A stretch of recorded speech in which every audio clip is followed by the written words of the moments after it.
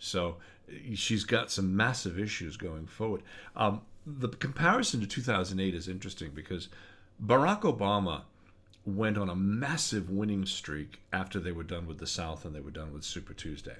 And a lot of people seem to forget that.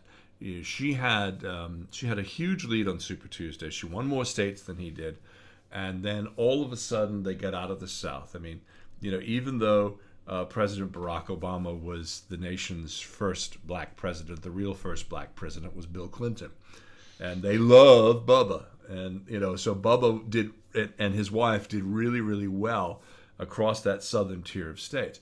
The only southern state remaining now is Florida. That's in play. And you've also got to worry now about Ohio. Ohio has never been kind to the Clintons, and these are the Rust Belt states across. So you're going to have still Minnesota come. Minnesota's already done. Excuse me.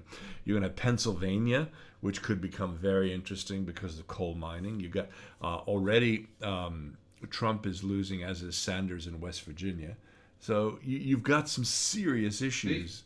And the other thing is that she is a spectacularly flawed candidate when it comes to the general election as well. So she's winning in the South, which she wouldn't win in a general election against any Republican, really. So all of the states to come that are kind of swing states or are in play for both the Democrats and the Republicans in some way, shape or form, she's got a real problem there, as you were talking about. But I just don't know whether Bernie has got enough to be able to come back over the delegate count. I'd love it if he was able to do it. I mean, I watched the debate on Univision last night, and I thought he was incredibly strong. But he has got a massive problem with the mainstream media because they are all for her. Yeah, and the attacks are mostly interesting because they're all, how are you going to pay for it?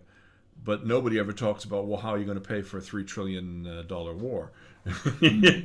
So it's very interesting to see the industrial media, the way it lines up behind people and the way in which it tries to work. So are we in a situation then where there's a very real comparison with 2008 and Barack Obama? No, because she's already won a couple of states that Obama won, but she still is at risk. So if you remember, what happened in '08 was that Obama won 11 states in a row and built a massive delegate lead, and then they went hammer and tongs over the last ones, including California. California is the motherlode of big delegates. One, it's a big one, and it doesn't happen until I think May.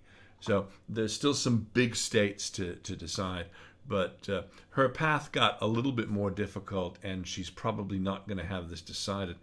And if you thought the Pumas of 2008 were bad, party unity, my ass, wait until you try and bring the Bernie Sanders people back. And I mean, I read some of the comments and the fighting between the two camps, and it is, you wouldn't even recognize these people as being part of the same party. Yeah, that's what interests me. I mean, how are they going to come together once a candidate is selected? I don't know. To fight the general election. I think what will happen is that there will be a lot of bravado. There'll be a lot of kind of comment, which, well, I'm not voting for Hillary if Sanders doesn't get it.